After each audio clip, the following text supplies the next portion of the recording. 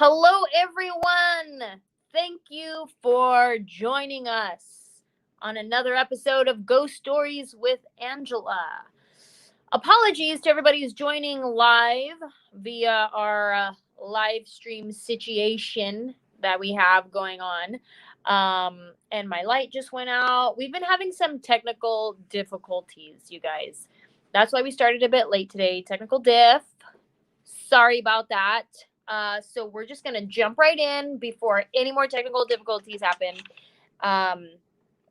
Sometimes that happens when you're doing like spirity, ghosty type things. All of a sudden, things go haywire. See what I'm saying? Now I have light again. That's what happens when you talk about ghosts. They come play tricks on you. Okay. Typically, I have a cocktail every episode, but I'm feeling a little dehydrated in this winter weather. So shout out to Perfect Hydration, pH, alkaline water, plus electrolytes for hooking us up with this water here at Ghost Stories with Anjelah. Cheers. Okay, we're going to jump right in and continue our series with haunted venues. Now, I've been touring for 13 years. And every venue that I go into most likely is haunted, for sure. And then I'll ask when I go in, I go, is this venue haunted? And they'll be like, no. And I'd be like, yeah, right. It probably is. You just don't want to say nothing. Or you just don't know about it because these venues are hella old and they got residual energy and spirits. And that's just how it works. So most likely they're haunted. So luckily in this series, I have some brave souls. They are brave enough to come on and share with us some real haunted stories of these venues. So this week, we have the managers of the Miami Improv. Please welcome Melissa and Justin to the show. Thank you so much for having us. Hey. Hi, welcome you guys. I see you have your creepy background set for us. Oh yeah, definitely. I keep seeing somebody walk back there, and I keep looking back because it's scaring me. It is. I saw it's that too, and I was like, "You guys, it's behind you right now." Yeah, exactly. That is so cool. I gotta get me one of those. I'm currently in a hotel room because I'm traveling on a road trip right now from LA to Nashville. So I'm in a hotel, which is why we had technical difficulties. But out there is a beautiful, beautiful parking lot. It is stunning. And then when I tell how cold? It's not that cold. I'm in Vegas, so it's regular. Good. Yeah. It's just weather. It's regular.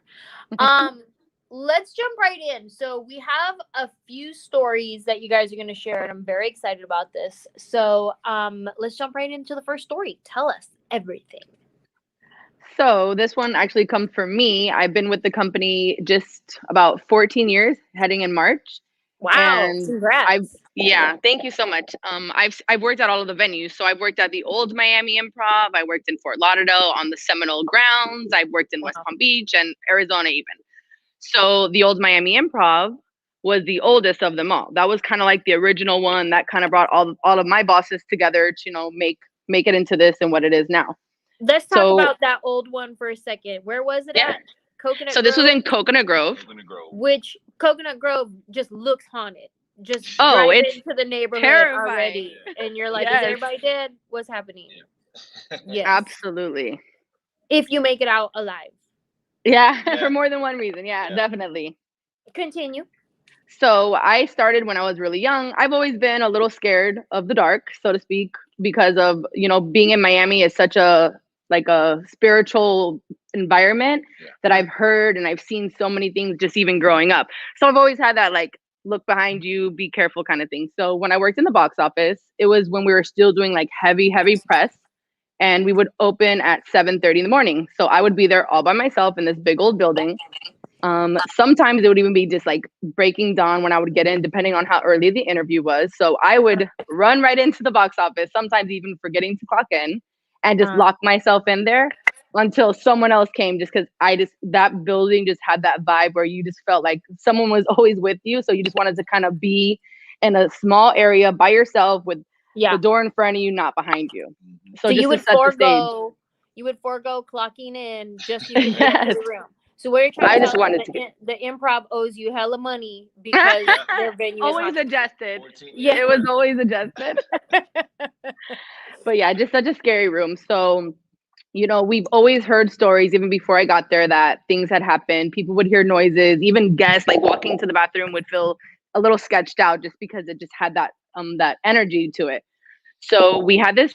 This was actually my first experience, and I wouldn't want to say it was like a dark presence, but any presence, even a light presence, to me is scary. It just freaks me out. It always has. That's what I'm saying. People are like, well, if it's a nice spirit, it's okay. I'm like, I don't want no spirit. No, no spirits. Leave me alone, please. Enjoy your afterlife. Let me live my current life. Yeah. So he would come every Tuesday. We had this show with Benji Brown, and he was a disabled veteran. So we always wanted to look out for him. This was kind of like his getaway for the week. This was me and this girl, Rosalind. So we were in the box office. So he would come through the wheelchair ramp because he was a disabled veteran, get his tickets, and he would always come to Tuesday night show. This was just his thing. He did it every week. He always came around the same time. We always heard him coming because the wheelchair ramp being in an old building, it would creak before he would get to the front of the box office. Mm-hmm. So one day he came, he would always order the same things. And that night he left early and didn't pay for his check. So we were a little weirded out. But, He you know, just we up and thought, out. okay, he just was up and like- left. Walked out on his check. Well, not He walked. said, listen. Rolled. He rolled out his on check. his check. He was like, I've been coming here every week for I don't know how many years. Y'all owe me at least one You got comp. me. Thank you. Yeah, so he left. He didn't say goodbye, which it was always his thing because the girl that worked with me was also his server because she doubled at night. So he didn't say goodbye. He just left. So we thought it was weird, but we're like, okay, he'll be here next week. We can square it away. Like nobody looked at it as a big deal because he was just every week, same time, like just that kind of regimen. So the next week comes, we're waiting. It's about afternoonish, maybe 12:31, and we hear the creaking. So we're like, oh, Gerald's coming. So we're waiting. We don't see him come to the window. So I was like, okay, let me go look to see if he like got lost, which he shouldn't, but let's just go check to see where he's at. So I go out to the area, the wheelchair ramp, and I see nothing. So I'm a little weirded out, but I'm like, oh, somebody's messing with us. Let me go look around the building. So I go look around the whole building. Nobody's there. Go back to the box office. Don't think anything of it. As soon as I sit down, creak, hear it again. I'm like, okay, that's Gerald. It has to be him. No. Go look, nothing there. At this point, I'm sketched out, but I couldn't find anything, couldn't see anything. I convinced myself because of how scared I get of these things that it's just my head playing tricks on me because I was waiting for him. So about a week passes, maybe a little less, and his granddaughter, who we found out to be his granddaughter later, comes to the box office and thanks us.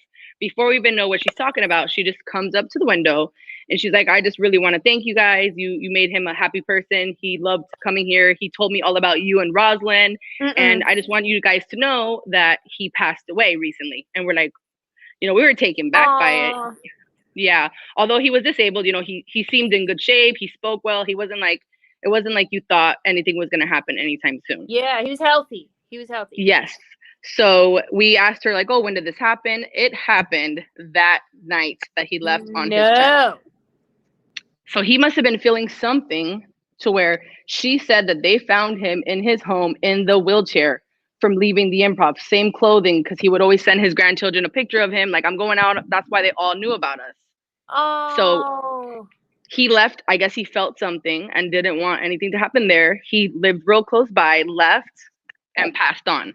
So she then says, he'll always be with you guys, which don't. Thank you, Gerald, for when you were alive, but I'm scared. Be with them. Don't be with us. Listen, Gerald, we don't need you to stay with us. Thank you so much. You know the show's what? Don't over. worry about it. Your wings, we took care of your wings. Yes. Your Diet Coke. Your Diet Coke is on us, Gerald. Pass on. Continue on. Shut up. So the wheelchair creaking had to be him. Yeah. There's no way. It was literally the timing, just because of the type of person he was. It was him. You cannot convince me of anything different. What if it was like, okay, so I've heard so many different stories about ghosts, spirits, entities, like all the different things. And sometimes when people pass on, this is what I've heard, that they don't know that they've passed on. Like if it's happened suddenly or quickly. I remember I was watching this Netflix documentary and they were talking about in Japan after the big earthquake and tsunami, how so many people died, that there was a lot of paranormal activity afterwards from these ghosts getting into taxis.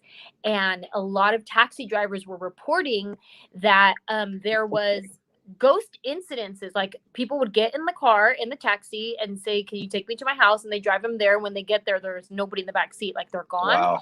And a That's lot of these crazy. taxis, the drivers way. are reporting this, and they're like, they're not making this up because they have to pay for the fare now. Like, so Gas, out yeah. of their own Yeah. pocket, they my want to pay just for God. attention. So Yeah. they're like, these people are not making it up. That warmed my heart. He wanted to say thank you and goodbye. Oh, thank you, Lady Ashley Gregory. Yeah, Thank he you, did. Ashley. He came back to say thank you and goodbye. So he was saying on the Netflix doc, they were saying that these spirits, these ghosts, were confused. They were trying to go home because they didn't know that they had died, and then their homes aren't there anymore because the tsunami wiped them out. And so they were just Horrible. saying all that paranormal activity. So what if there was something like that with Gerald, where he didn't know he passed on and he was coming every Tuesday? He's coming to watch a show. Well, it's funny that you say that, because to honor him, and this was actually Justin's idea, we would put a reserve sign on his table for a month straight, all 4 of those Tuesdays after he passed, with his name, Gerald Ford, and nobody could sit there because that was Nobody Gerald's said table. that. We would put his food and his whatever he would order. We put it on the table, and that was his spot. Nobody could touch it. Oh, that is so sweet. Did you tell his family Yeah. that? Did you take pictures? Well, Yes. we actually invited them all out. Like after his granddaughter came, they all came to a show just to like see what the hype was, because he really loved going to the Improv and loved to laugh, and just really connected with the staff there and the comedians. Being, you know, Benji was always there every week, but he would bring in new people just the same. So he just thoroughly enjoyed that escape from his day-to-day life. Every week without fail, Gerald was with us. And after, apparently too. Wow, that is so special. And then now it's gone. Now the club's not even there no more. I wonder if Gerald still shows up and he's like, I mean, I think it's like a catering thing now. So I could reach out to them actually, because the Mermaid Catering, a friend of ours works there. Maybe they still hear that wheelchair ramp on Tuesdays. oh my God, you have to call them and ask and find out, and then update me, and then I'll update everybody else and be like, yeah, guess what? Gerald still be showing up every Tuesday. Yes. Yeah. Absolutely. That is insane. Okay. So that was Coconut Grove, Miami Improv years ago. What's the other story you have? So the other one was at the Fort Lauderdale Improv. We actually have 2 from there. So yeah, there's a few there. So Fort Lauderdale, for some people who don't know, is it's called the Seminole Hard Rock Hotel, because it's put on an Indian reservation. And you know, whenever there's an Indian reservation anywhere, there's always some type of weird energy that goes on in that place. Less spiritual activity. There's a myth, a legend, whatever you want to call it, that the reason why the Dolphins haven't won a Super Bowl is because our stadium is built on an Indian burial ground. And until they move the stadium, we're never going to win a Super Bowl. But that's here nor there. Yeah. So this is a funny one, because hilarious, but also I it's anything to give a reason for the Dolphins not win, right? Whatever. That's what we'll use as an excuse. Yeah. So at this club, when we first got there, you know, a common thing in comedy clubs is for the staff to kind of hang out after a show, after they're counting their money or doing whatever. And there was a group that stayed behind one night, and they used to like to play games. You know, they would have game nights, so they would play whatever it was, board games, Monopoly, Trouble, all these different things. And one night, a girl decided to pull out a Ouija board. And, hell no! So she pulls out this Ouija board. Don't play with it. Yes. And a lot of people. Yes, Mickey. You don't do it. Some of them wanted to say. Some of them wanted to go. So a group stayed behind, and they started playing this Ouija board. And you know me, I like to mess around. I'm the jokester. I like to prank people, whatever. So at the end of the night, I grab my bag. I say goodbye.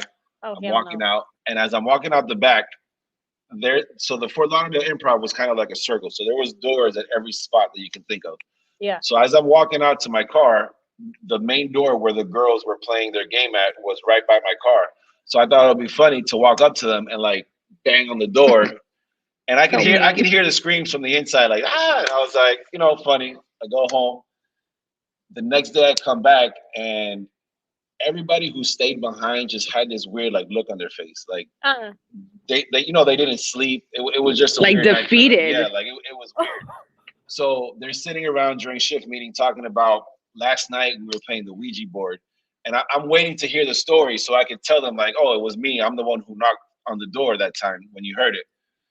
And as I'm hearing the stories, it wasn't just one knock.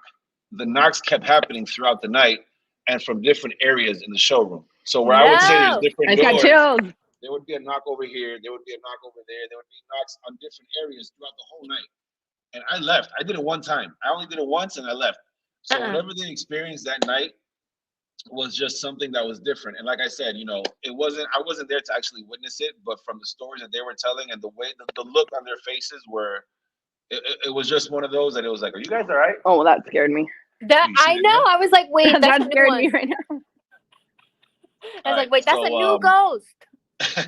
Yeah, Fort Lauderdale felt more menacing being inside of it. Just even like piggybacking off of his story, what happened to me there.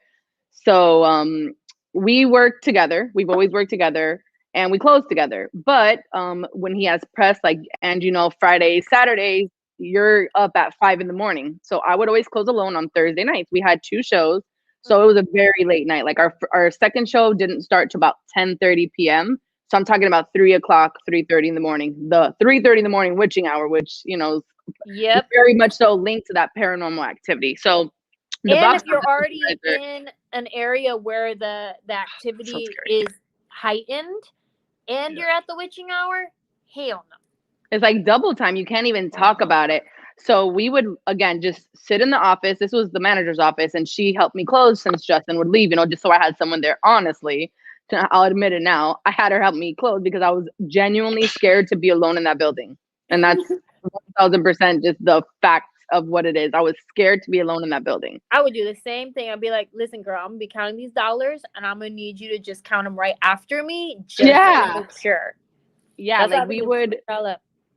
our walkthrough, we would just run, like, all right, doors are locked, lights are off, run, and just like get out of the showroom. So in the office, you had the screens. So we had all the cameras that were throughout the building. So you had the showroom, the lobby, the bathroom, and it was 16 screens. And it was basically like a live feed, but it would black out until there was motion. So once there would be motion, a little red camera icon would kind of pop on. So I never wanted to look at this camera because I always felt like I'm going to see something. Let me just get through the work. But it was to my left, so it always grabbed my attention if something was on for a longer period of time. So we heard where you remember where the office was in Fort Lauderdale? Like where the green room, office, and then showrooms right down that hallway? And we'd be sharing a bathroom? Yes, exactly. Where you can hear everything. You can hear the showroom. You can hear everything through those doors. Because again, like he said, so many doors, everything was just an echo. You heard everything going on in the building. So we heard something like furniture moving. And when I say furniture moving, I don't mean like, when you stack chairs, one could fall. I mean more like clunky, like just moving, like, okay, someone's in the building, what's going on? So before as I'm going to look at the screen to see what's going on, that red icon pops on and it like flashes like a white orb. It almost like that. That was weird. So like that. No, right at the same time. So like that to where you couldn't see what was on the screen. You only saw that white orb and it lasted a few seconds, but it was the camera facing the chairs in the showroom. Kind of like what we heard, the moving around chairs. So as soon as it comes back on, there's 3 or 4 chairs that were like thrown on the floor, stacked. And when I say stacked, I don't mean like thrown on top of each other. I mean like stacked. Like somebody put them there. Like weirdly so, like stacked on top of each other. Yeah. And when I tell you know that feeling you get of dread and doom? Yes. I felt dread and instant doom. Like that's probably one of the scariest experiences of my life. Like we got out of there after that. We closed, we ran, and it was just probably, I was talking to the girl that I was with about it because she still works for us, and she got chills the minute I brought it up. It was one of those where you just felt like negative, not happy, menacing, like almost poltergeist-like energy. And I still get scared talking about it. I mean, terrifying. First of all, I would have been holding hands with my homegirl on the way out. We were. Look, girl, let's get through this together, okay? When I push the door open, you run. If I fall, then girl, tell my family I love them. You get out. I would sacrifice myself. Oh my God. So then you had to come back the next day? So No, she got home and was like, "Wake up! I just saw a ghost." And I'm like, "I got radio. he didn't. He thought I was messing with him. I was like shaking. I got radio. I'm straight." It was terrifying. Like, and then like after that, so I was never alone in that building. Again, Chelsea would always stay with me, and we will never like. I didn't look at the screen of the cameras ever after that. Like I turned it around because it was to the left of my desk where that green room bathroom door was. I turned it to where I couldn't even see it in my peripheral. It was one of those like you rather not even know. You know what was weird about that room was that, you know, like, okay, everything's done. You turn everything off and everything's locked and ready. You're ready to walk out the door. And you know, you ever have that feeling of like, did I lock that door? Like you always have to like, you always have to go back. But now everything's off, the lights, everything. So there's you have to be going through with the light of your phone and be walking by like this. Pitch black. And it's like, it was one of those feelings, you know, it's like you felt if I'm running through to check a door and running back, I just felt like I wasn't alone. You know, it was one of those weird things, like somebody's here watching me run back and forth with this light on my phone. Yeah. No, just that visual of somebody watching you. Imagine, and they're just like there watching you go back and forth. You never know what it is. You know, being that you know that area of Seminole has been around forever. And it used to be. She's back. And she's so scary. I don't know why we picked her. I hope she's not scaring some of y'all. Wait, so was this incident, the chair incident, before or after the Ouija board incident?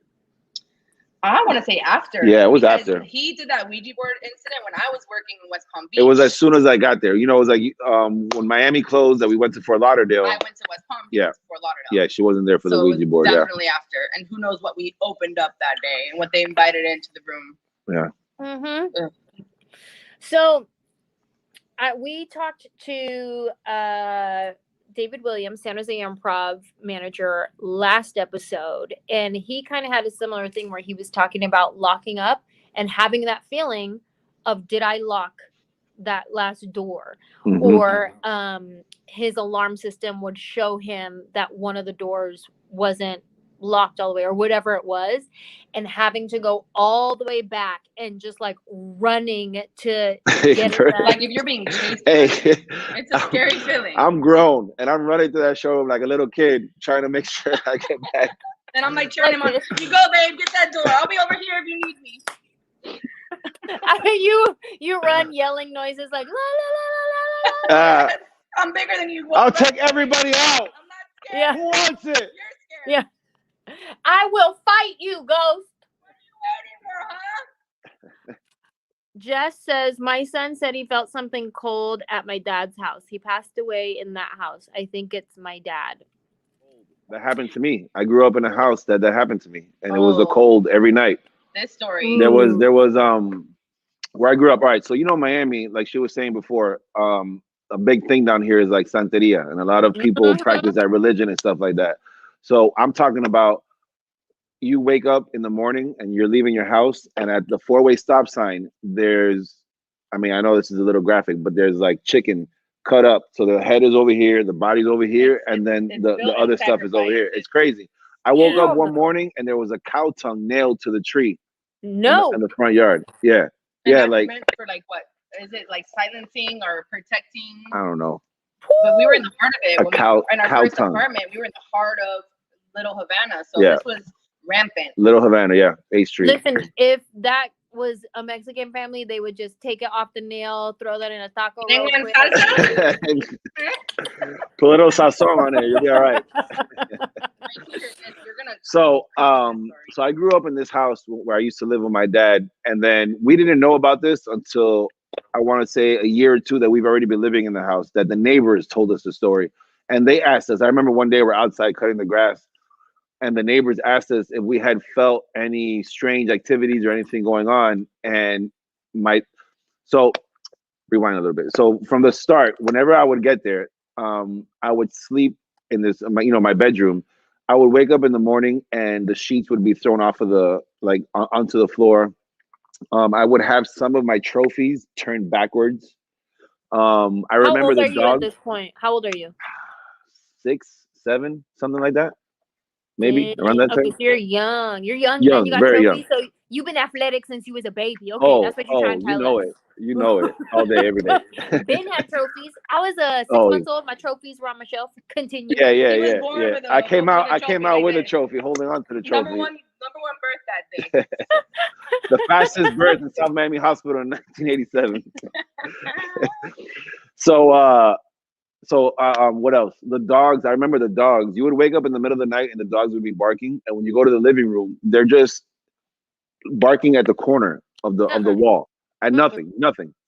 Um, in certain areas of the house, it would get very cold, like very, very cold. Like you could be in one spot and it'll be freezing, and then you step to the side and it's not as cold. Just certain areas in the house will get very cold. So these things would happen, and I would tell my dad, and then he's like, "You're probably just kicking the sheets off of you in the middle of the night. The dogs are probably just crazy. Just put on a sweater if you're cold. All these different things to try to like be like whatever." So the neighbors were cutting grass one day, and the neighbors are asking us if we've ever felt any strange activity. And then my dad looks at me, and I'm like, "See, I told you. Like, I told you something was going on." So he called Santero, and they came to the house to do. It's called the like a limpieza. Cleaning, a cleansing. Like a cleansing, yeah. Right. Right. To like get rid of anything that's before. So when he got there, he said, "Yeah, there's definitely something going on in this house." So I remember I wasn't there because my dad sent me to my mom's for the weekend. He's like, "If whatever it is, I don't want you to be here for this." But So wait, real quick before you get into that part, how did your Okay. neighbors know to ask you? because they had been there forever. They were, they had been there for 20 years. So the story is the people who lived there right before us, the little girl was very sick. I think she had leukemia or some type of illness that she would have to stay home and she couldn't go to school a lot. And she got very depressed because she wanted to be in school. She couldn't go outside. She couldn't play. She had to be home because she was sick. So one day she took all of her meds at one time and OD'd and died in her bed, falling asleep in her bedroom, which was my bedroom. So that was a story. And then the parents ended up moving away and the whole thing. Then we move into this house. I think She keeps coming back. So so the neighbors, they had known this girl because they were there. It was like the family had lived there for years. So they saw her when she was born. They saw her grow up. They saw her get sick. They saw the whole thing. So they know that I don't remember. I was young. I just remember cutting the grass and then hearing this guy tell my dad, "Have you felt anything?" And I was like, "Yeah, me all the time, like every day." And let's go ahead and pause for 6-year-old cutting the grass. Okay, that's right. Way too young for Come on chores. now. You Come on now. You know my dad. Not just cutting the grass. I'm out there with a machete cutting trees. Welcome to Miami, guys. Welcome. All right. Your dad is no joke. No joke. No joke. So he calls this guy to the house, and then when he's trying to do the cleansing of the house, he says, "Yes, there's a presence here. I want to do some things just to kind of see." Now, the thing that he did was, I remember so my dad said, "You can't be here for this because we need to close your bedroom and we can't have anybody in or out." So they put sand. I want like on the doorstep of the door, right? They put sand, and then they tape the outside and the inside of the door, and then they let it stay overnight. The next day you come back, the tape is unbroken, so that way nobody's been in and out of the door. Then they cut the tape. When you open the door, there's footprints on the sand, and it was the size of a little kid. So right there, they were like, "Yeah, there's a presence in this house. You guys can go about this a few ways. You can either leave or you can try to communicate and try to like squash the beef or whatever it was." And my dad didn't tell me this until after we got the new house. So this whole time I'm going back, and he knew this the whole time. He let him sleep alone. And I'm there sleeping in this bedroom. I remember, what was that movie? What Lies Beneath came out. Oh, so scary. I went to go watch What Lies Beneath in the movie theaters, and I was so scared of the movie. And I was like, "Can I sleep with you in your bed?" He was like, "No, you're grown now. don't You want the can't ghost to follow you can't do that. You got to sleep in your bed." And I was like, "Okay." And I'm there like, "Okay." Yes. Yo, could we exchange beds at least? Yeah, no. Do You you go want to to the sleep in my front. race car bed and I sleep in your big king size bed? But yeah, that was Oh. So you know what's crazy about that, real quick? A girl told me this, that her family practices Santeria. So for all of you listening, apparently, if you ever encounter a child that is a ghost, that is no ghost, that is no child, that is a demon. Because No. children do not come out as ghosts. It is What? merely a deception for these demons to infiltrate you and to get into your life. So do not believe it. Think about What? it. Every movie you see where this is rampant, where there's a child involved, they are not a child, they are always a demon. Just a little fun fact. Well, not so fun, but a fact. Mm-mm. have fun sleeping tonight, guys. Yeah, seriously. I if we didn't have our technical difficulties and I was on my big machine here, I have some really cool creepy kid laughing sound effects that would I'm so happy you don't have that. perfectly with that story. But technical I feel like Have you ever experienced kids- anything? So I don't have anything like firsthand like that, but the whole reason why I started this series is all of these venues that we travel to are haunted. Like for sure haunted. The comedy clubs, especially the theaters that we're in, because these theaters are like old, and that's the San Jose Improv was built in like I don't know 18 something or the early 1900s. I forget what it was. I've heard And stories about that. there was a big fire. People, it was during vaudeville. There was a vaudeville show, and all the actors lived at the theater, and it caught fire, and they all died in the theater, and they just rebuilt over it and still have it there. So I'm like, okay, all these venues are haunted. But here's the thing, I feel like I have a good sense of if there's a negative energy or a negative presence, and I'm like, something don't feel right. But I have never felt anything in at Seminole Hard Rock. I didn't feel anything there. But I have different things that happen to me. Like I'll get like tired or I feel sad. So I feel like I'm learning to identify like symptoms or manifestations or like whatever it is. But there would be certain things where I'm like, I feel sad. I feel Be like an empath, whatever. and that's your connection to it. Right. So that's what I'm It's not saying. visual. It's, I would rarely be like, oh, there's an evil spirit here. I feel it. Like I'm not like that kind. I just would like take on like feelings or whatever.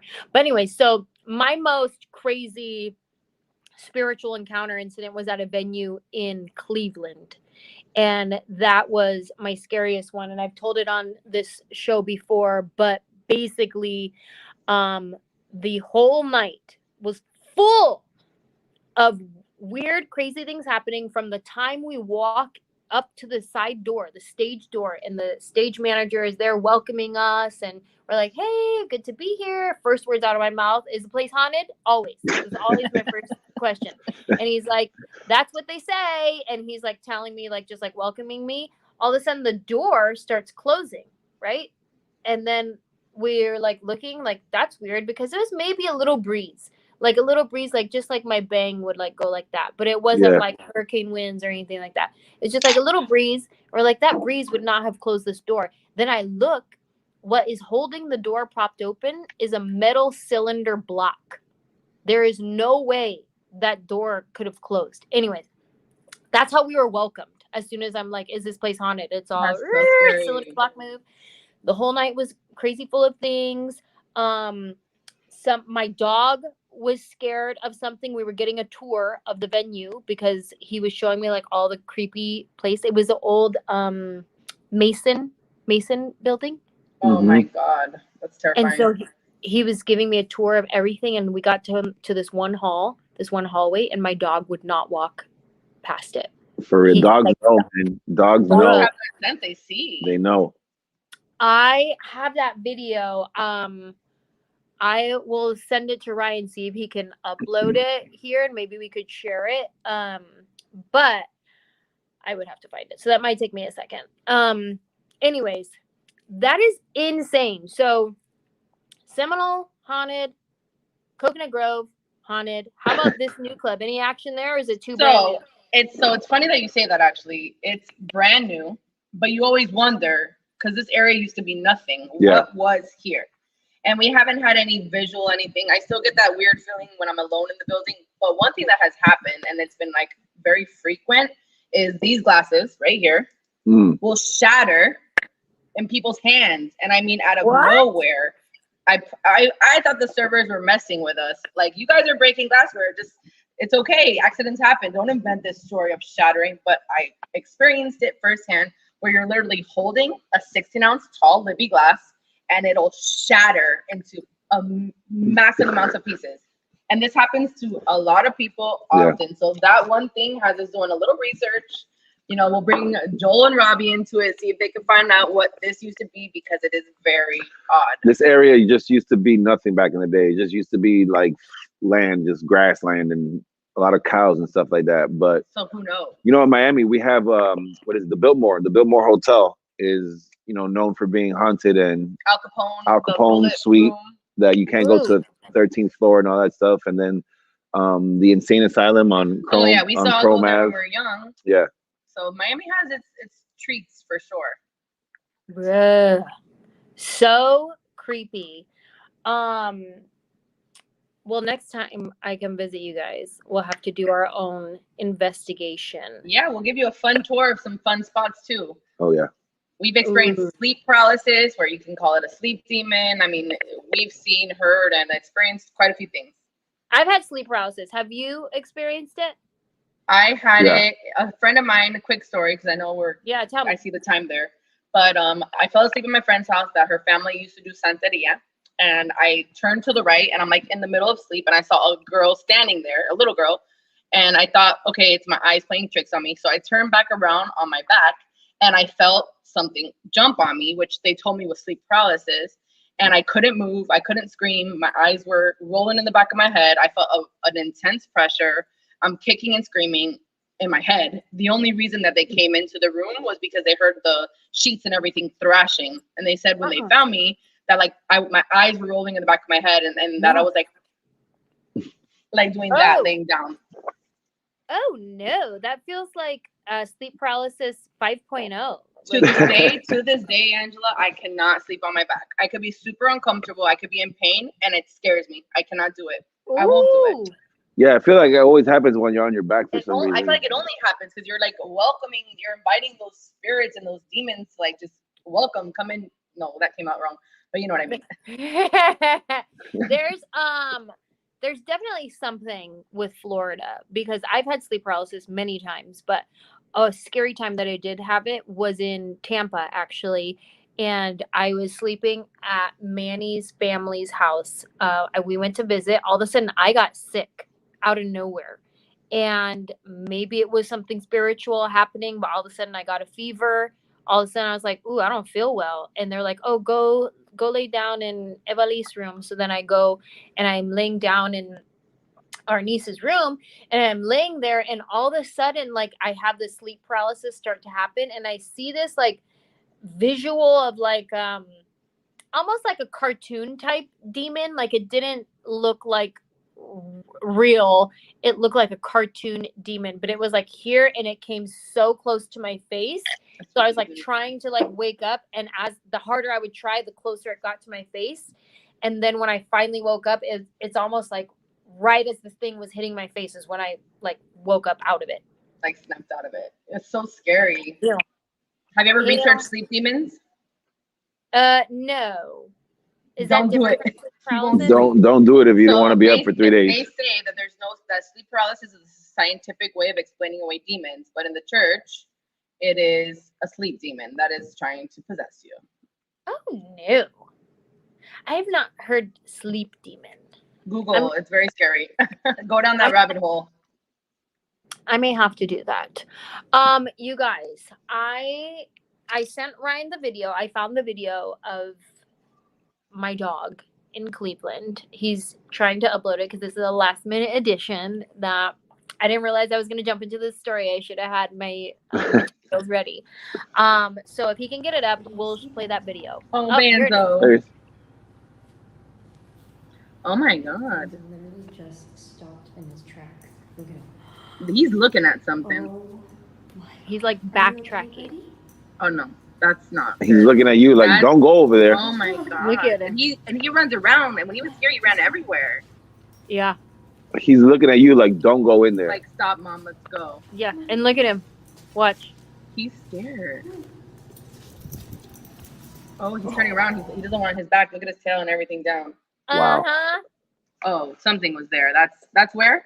Cleveland. Cleveland at a theater where things were happening all night. My phone was answering itself, music. I'll tell you one of the stories that was pretty nuts though. It's the end of the night. So Manny and I, we share Spotify accounts. And then people are like, how come y'all don't just get family plan? Because we don't. We just share the same one and that's it.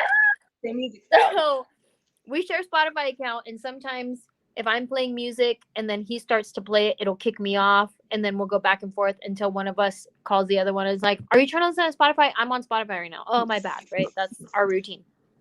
Anyways, so that's happening. It's late at night. Everybody's already showered up on the bus. The last person is our merchandise girl, and she has to go in and take a shower. I was like, listen, I'm not gonna let you go into this haunted place by yourself. And this is at the end of the night when hella haunted things already happened to us. So I was like, I will go with you and I'll stand outside the shower while you're taking a shower.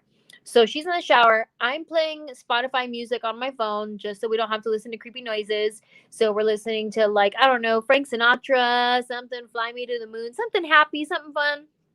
Keeps kicking me off. And I'm like, what the heck? So I keep pressing play. I text Manny and I'm like, babe, are you trying to listen to Spotify? He's like, no. And I was like, my God. That's weird. Well, anytime it kicks me off, it'll tell me, like, you could click where is Spotify playing from, and it'll tell you now playing from this iPhone or now playing from Manuel's iPhone, whatever it is. So I go, next time it kicks me off, I'm gonna check to see who's playing it. Kicks me off. I check and it says now playing on Anjelah Johnson's iPad. And I'm like, my iPad is in my backpack on the bus. That's strange. So I keep pressing play until she's out of the shower. Then we leave the venue. We're walking out and I'm like, bye, ghosts. We leave. We'll see you. We're out. Okay, bye. I get on the bus. I go to my backpack to find my iPad. I pull it out. The battery's dead. Oh my God. Nah. Stuff like that is so scary. Hell no. And that night, Bonzo threw up on the bus, my dog. Because he was anxious. Yeah. And he don't ever do that. And he threw up on the bus that night. And I was like, That's terrifying. Heck no. And then I started messaging people because I'm like, somebody help me. Did, like, my dog get, like, infiltrated by a demon while he threw up? Oh my God, because that can happen because it can go to them because they're smaller. So they were saying, like, maybe he absorbed the energy and that was him, like, throwing it up, but he was, like, protecting Oh, you. yeah. He was yeah, for sure. Yeah. Yeah, poor Bonzo. Yeah, dogs know what's up. For real. Anyway, you guys, these are some great stories that you shared with us. Thank you so much for being brave enough Thank you for having us. to come on and share this and put that creepy image in the background. That was very entertaining. I can't wait to come back to Miami Improv. I know you guys are open right now. Who do you guys have coming up where people can come and get tickets? Tony Hinchcliffe. And Kill Tony podcast. And Andrew Scholes is in town. So we'll be doing multiple shows with him. Craig Robinson. Oh, that's a great one. Naeem Lynn is also coming from the Plastic Cup Boys. Wow, you guys got some good people coming up. We're the only place open. Come to Miami. Everybody, if you're out there and your place is closed, we're safe, We're we're here. clean, we're sanitizing, and we're here to make you laugh. Yes, I love that. Go to miamiimprov.com. Get your tickets, everybody. Thank you guys so much for joining me. I love y'all. I can't wait to come love you back. See you soon. Bye. Bye. Thank you. Thank you to everyone else for joining me tonight on a really great episode of Ghost Stories with Anjelah. Those were some really cool stories. And all these venues are haunted. Like, wherever you're going, if you're going to a concert, if you're going to a comedy show, most likely where you're sitting, that place haunted. That place got some spirits, got some ghosty ghosts. Anyways, thank you all for joining tonight. If you have a ghost story that you want to share, you want to come on the show and share the story with everybody on one of these episodes, go to anjelah.com/ghost stories, and you can listen to us on Spotify, on the podcast app, on wherever you stream your favorite podcast. You can now listen to us there. So thank you guys so much for joining, and until next time, we'll see ya.